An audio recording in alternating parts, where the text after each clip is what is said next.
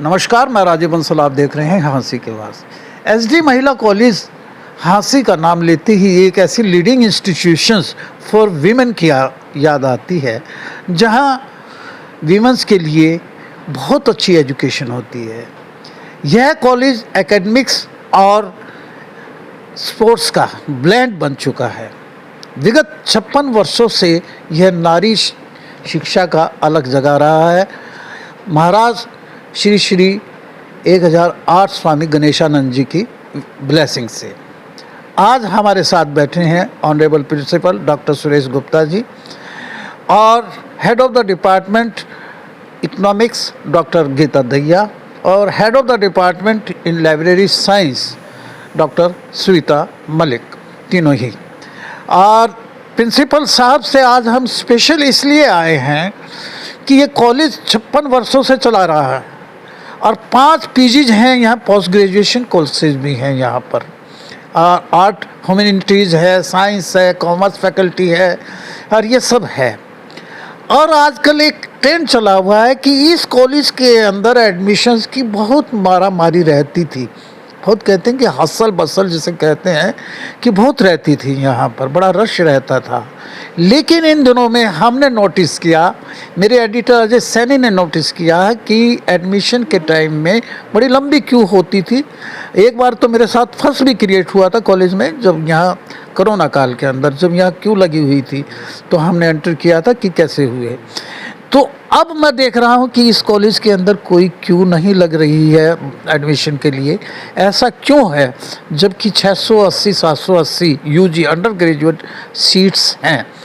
क्या बच्चियों में एक इंक्लिनेशन टुवर्ड्स स्टडी ख़त्म हो गया है, टुवर्ड्स डिग्री ख़त्म हो गया? ये सब जानने के लिए मेरे साथ हैं ऑनरेबल डॉक्टर सुरेश गुप्ता जी, जो हेड ऑफ द इंस्टीट्यूशन है और प्रिंसिपल हैं। चेहरे मोहरे से बड़े जीनियस लगते हैं, inspects you are looking very genius.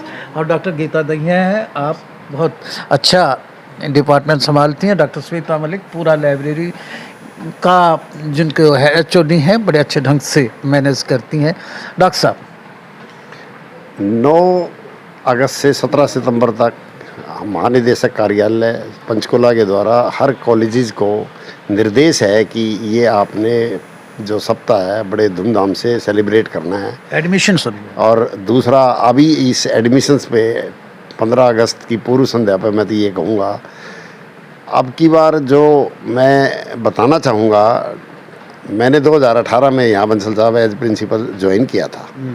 मैं इस कॉलेज को हमेशा से ही मजाक में यही कहता रहा हूँ, क्योंकि मेरी जॉब काफ़ी दिल्ली में रही है और उसके 2018 में मैंने यहाँ ज्वाइन किया। मैं इसको मिनी मरांडा हाउस के नाम से कॉल करता रहा हूँ, क्योंकि यहाँ एडमिशन्स की जो यूजी के अंदर और स्पेशली बीए कोर्स के अंदर जितनी मारामारी रहती थी, मैंने अभी तक क्या देखा कि हर साल यहाँ पे 10% सीटें बढ़वानी पड़ती थी। पहले यहाँ पर इनटेक था बीए के अंदर 320 का, तो मैं यहाँ 10% सीटें बढ़वा के यूनिवर्सिटी मेरे को जीजेयू 32 सीटें देती थी। लेकिन फिर भी छात्राओं के चेहरों पर मायूसी छा जाती थी कि हमारा प्रवेश नहीं हुआ, वो कट ऑफ में नहीं आती थी। फिर उसके बाद हमने यहाँ 120 सीट 2020 के अंदर बीए एसएफएस स्टार्ट की। उसके बाद भी वो सारी सीटें भरती गई।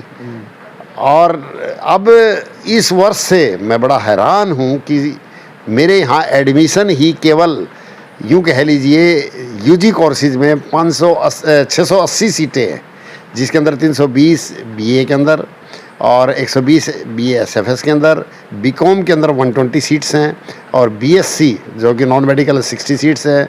मैंने यहाँ बीसीए कोर्स किया, 60 सीट्स हैं। और उसके बाद जितने भी ये कोर्सेज हैं, इनमें टोटल जो इंटेक बनता है मेरा 680 का बनता है। लेकिन यहाँ एडमिशन मेरे अराउंड 210 के आसपास हुए। देखो बड़ी देखिए, यूजी से हम बता दें कि यूजी का मतलब होता है अंडर ग्रेजुएट, जो फर्स्ट ईयर में एडमिशन लेते हैं ना, उनका विवरण ये दे रहे हैं।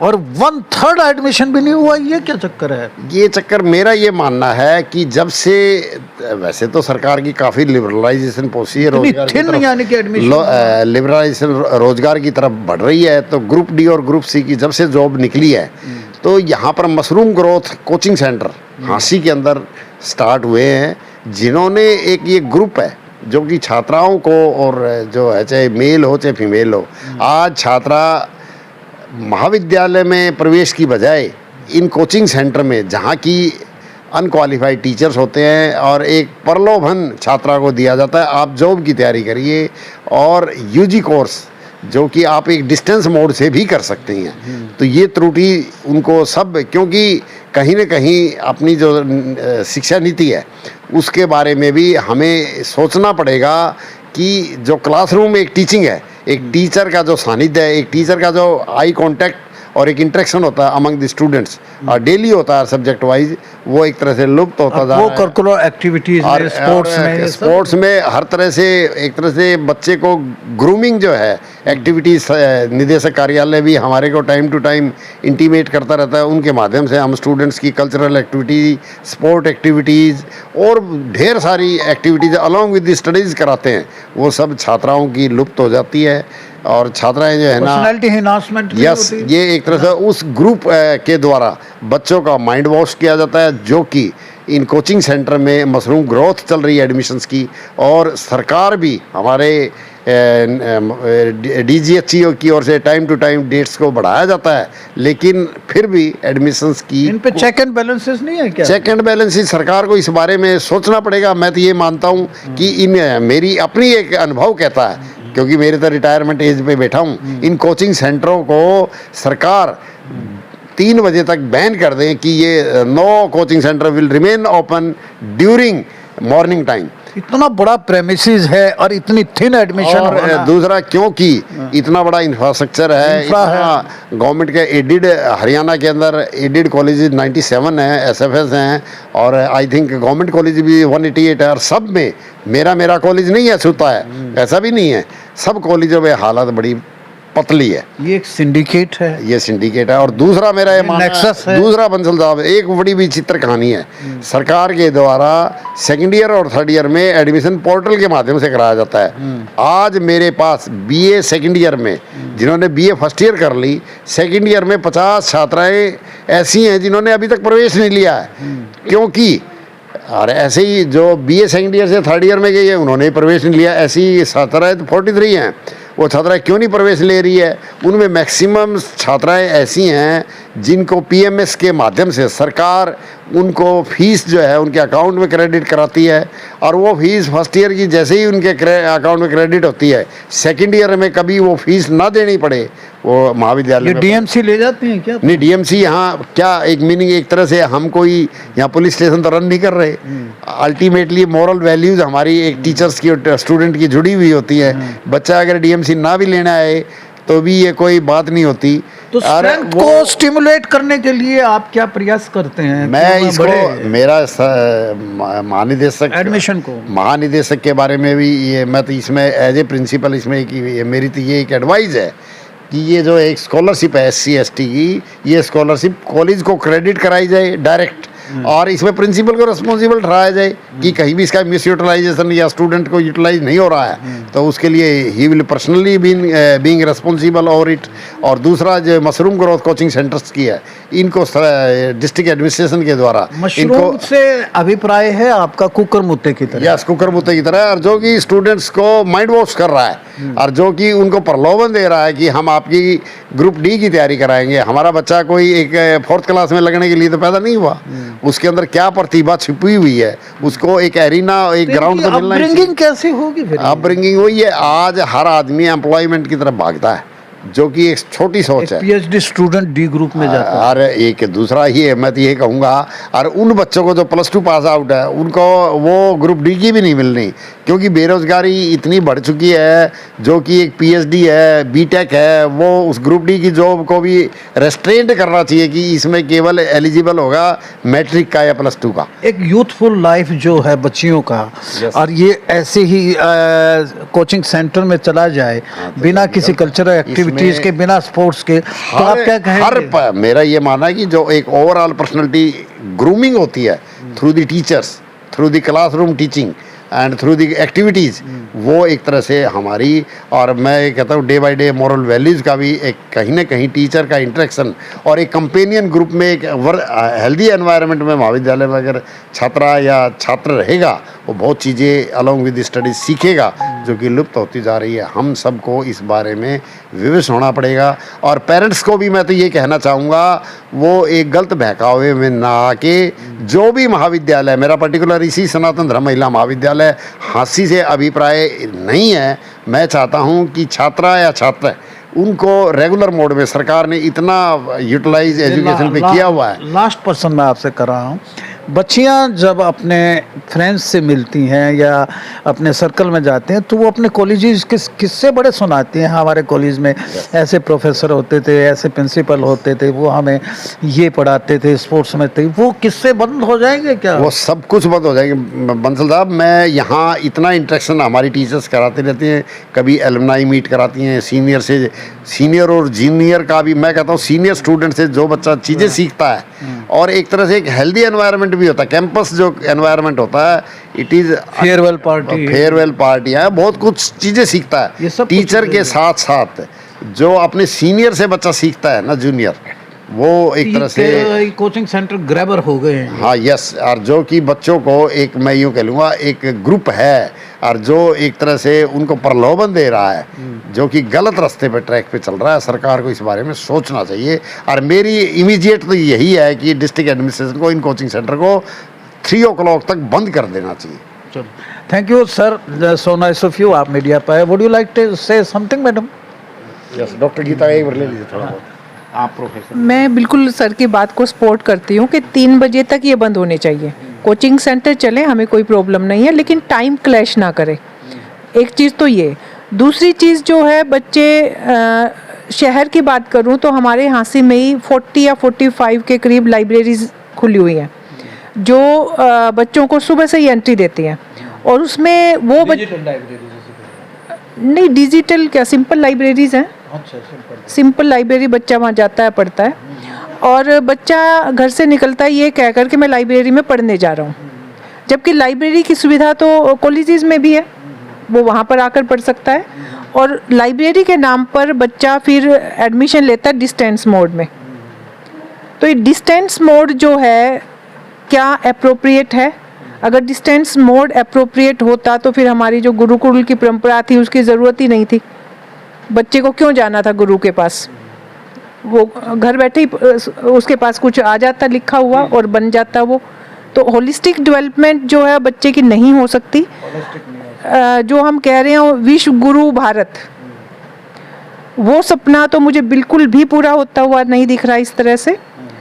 क्योंकि आज एक चीज़ जो हम ऑब्ज़र्व कर रहे हैं वो ये है कि एक तरह से 2 क्लास बन गई हैं स्टूडेंट्स की भी। एक वो है जो हाईली क्वालिफाइड, बहुत intelligent, laborious, hard working students, extra brilliant बच्चे हैं, 9 क्लास। हमारे पास कोई कमी नहीं है ऐसे बच्चों की, इंडिया में बहुत बच्चे हैं, बहुत। लेकिन दूसरी तरफ वो बच्चा है जो बिल्कुल मिसगाइड हो रहा है, जिसका बेस ख़त्म हो रहा है क्वालिफिकेशन का, वो तैयारियों के नाम पर भ्रमित हो गया है एक तरह से, और उसका भविष्य हमें तो बिल्कुल अंधकार में लगता है, वो किधर भी नहीं रहा। अब जैसे NEP ही गवर्नमेंट ने शुरू की है, नेशनल एजुकेशन पॉलिसी 2020, उसमें गवर्नमेंट की तरफ से काफ़ी कोशिश है, हम कोशिश कर रहे हैं बच्चे में स्किल डेवलप करने की, इंटर्नशिप्स हैं और बिल्कुल वोकेशनल की। तो वो बच्चा तो मिस कर रहा है उसको, जो डिस्टेंस मोड में पढ़ रहा है, लाइब्रेरीज में बैठा है, कॉलेज नहीं आ रहा है, वो बच्चा तो बिल्कुल नेशनल एजुकेशन पॉलिसी को एक तरह से मिस करेगा। आपका जिस्ट क्या निकल के आया? बिल्कुल एक चीज़ वही है कि हम बिल्कुल भी नहीं कह रहे हैं कि इंस्टीट्यूशंस ना चलें, कोचिंग दीजिए आप, कोई बुराई नहीं, लेकिन कॉलेज के टाइम क्लैश नहीं होना चाहिए। दूसरा, डिस्टेंस मोड की बजाय गवर्नमेंट को ही रेगुलर मोड को प्रमोट करना चाहिए, अगर हम अच्छे ह्यूमन बींग्स और अच्छा स्किल और इंटेलिजेंसी को ग्रो करना चाहते हैं तो। Thank you sir. मैं तो ये कहना चाहूँगी सर कि डीजीएचई के द्वारा जो हमें ऑनलाइन पोर्टल पर एडमिशन्स के लिए बच्चे अप्लाई करते हैं हमारे कॉलेज में या अदर देन गवर्नमेंट कॉलेजेस में, वहाँ से जो बच्चा आता है हमारे पास, जो मल्टीपल चॉइसेस दी जाती हैं, उसके बाद भी बच्चा प्राइवेट सेक्टर में जा रहा है। जितनी भी लाइब्रेरीज़ हैं हांसी के सराउंडिंग एरिया, मेरे से जिन बच्चों का कांटेक्ट हुआ है वो यही कह रहे हैं कि हमें मैम करियर की तैयारी करनी है, बैंकिंग की, एसएससी की। ठीक है, वो +2 के बाद ही क्यों, ग्रेजुएशन एक मिनिमम एलिजिबिलिटी क्राइटेरिया हो या ग्रुप डी का, ताकि बच्चा एक बेस तैयार कर सके। यूजी, पीजी, एमफिल, पीएचडी, वो बच्चे वहाँ तक जाएगा ही कैसे? बिल्कुल। तो वो बच्चा जब कॉलेज ही नहीं आएगा, उनको पता ही नहीं है को करिकुलर एक्टिविटीज़ क्या हैं, थोड़ा चिंता का विषय तो है सर ये। मेरे साथ तीनों ही एजुकेशनिस्ट रहे हैं, डॉक्टर सुरेश गुप्ता, डॉक्टर गीता दहिया जो एचओडी हैं, डॉक्टर सविता मलिक। तीनों का ही एक ही मिथ है और एक ही कहना है कि ये जो कोचिंग सेंटर है ये 3 बजे बाद से ही खुले और इसके इन बिटवीन कॉलेज के टाइम में क्लैश ना करे, और उसके बाद ये इन बच्चों को एडमिशन ले आके अगर उनको पर्सनालिटी ग्रूमिंग करनी है या होलिस्टिक पर्सनालिटी डेवलपमेंट करनी है, ये पेरेंट्स से मैं ये कह रहे हैं, बच्चों से नहीं, पेरेंट्स से कह रहे हैं कि पेरेंट्स ज़्यादा इनको गाइड करेंगे और इनके एल्डर्स इनको ज़्यादा गाइड करेंगे, ताकि कॉलेजेस की जो एक न्यूमन कल्चर होता है, जो कॉलेज का जो एक ओरा होता है वो बरकरार रहे, जहाँ वो अपनी अच्छा व्यक्तित्व का निर्माण करके आगे जॉब में जाए, करियर में जाए। ये नो डाउट करियर बनाना होता है सबका, लेकिन मिनिमम क्वालिफिकेशन तो लेके जाए कॉलेज से। तो तीनों का ही मैं बड़ा साधुवाद देता हूँ। I express my gratitude all of you. आपने एक बहुत अच्छे ज्वलंत टॉपिक पे एक बात की है, ताकि कॉलेजेस की स्ट्रेंथ ना नीचे अपग्रेड हो, और कॉलेजेस की स्ट्रेंथ तो हमेशा बढ़नी चाहिए। हम भी कॉलेज से निकले हैं, आप भी निकले हैं, और कॉलेजेस के किस्से हमेशा ज़िंदगी भर ताउम्र याद रहते हैं। देखते रहिए हांसी की आवाज़। वीडियो को ज़्यादा से ज़्यादा शेयर कीजिए, हमारे पेज को फॉलो कीजिए, और कमेंट सेक्शन में जाके कमेंट ज़रूर कीजिएगा कि कॉलेज आपकी होलिस्टिक पर्सनालिटी को इन्हांस करता है, ख़त्म नहीं करता। इसलिए कॉलेज में पहले आए, फिर अपने कैरियर की बात करें। Thank you very much. Take care of yourself.